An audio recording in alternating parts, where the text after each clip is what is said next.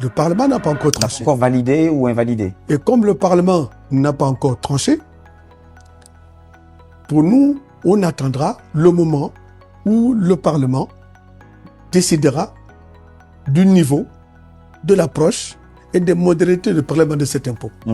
Aujourd'hui, nous avons, mais dans le fond même du dossier.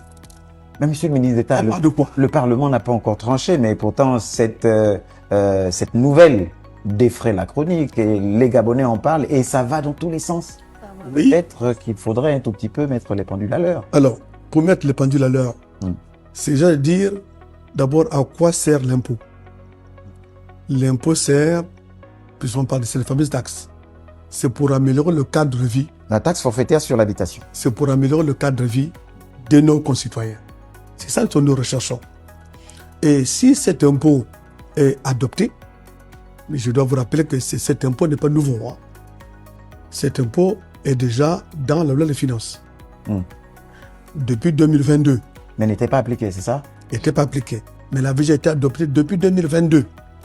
Il suffisait qu'il ait arrêté. Il n'avait pas été annoncé, peut-être, comme ça a été le cas, un peu dans l'informel, il nous semble. Non, c'était en Conseil des ministres, quand même. C'était en Conseil des ministres, depuis 2022. Donc, ce n'est pas quelque chose de nouveau. Donc, on parle de cet impôt aujourd'hui comme si c'est une invention nouvelle de notre équipe. Non, cet impôt existe depuis longtemps.